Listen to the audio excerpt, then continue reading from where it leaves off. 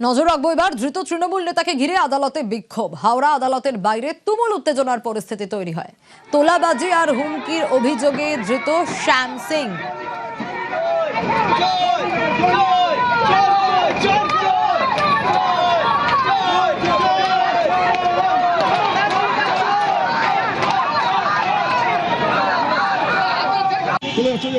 সেই সময়কার ছবি আপনাদের দেখাচ্ছিলাম। কি পরিস্থিতি হলো, তারপর কি হলো, আরো বিস্তারিত এই বিষয়ে জানবো।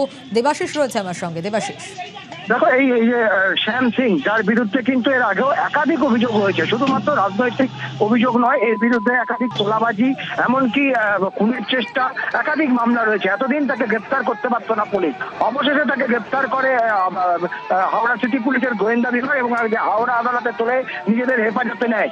এই খবর ছড়িয়ে পড়ার পরেই কিন্তু উত্তর হাওড়ার বিজেপি কর্মী সমর্থক তারা গিয়ে কোর্টে হাজিরা হয়, কিন্তু পুলিশ তাদের থেকে বাঁচাতেই কার্যত কোর্টের পিছন দরজা দিয়ে তাকে নিয়ে বেরোতে যায়। সেই সময় বিজেপি কর্মী সমর্থকরা কার্যত কোর্টের গেট আটকে বিক্ষোভ দেখায় এবং পিছনে বেগ দিয়ে কার্যত পুলিশ সেই শ্যাম সিংকে নিয়ে দৌড়ে পালিয়ে একাধিক সাইকেল, গাড়ি টপকে কার্যত সিনেমার মতন করে তাকে দৌড়ে নিয়ে তাকে নিয়ে সেখান থেকে চলে যায়। এবং ইতিমধ্যে কেন পুলিশ এই ঘটনা ঘটালো তার জেরেই কিন্তু ব্যাপক বিক্ষোভ শুরু হয় হাওড়া আদালতে। বেশ।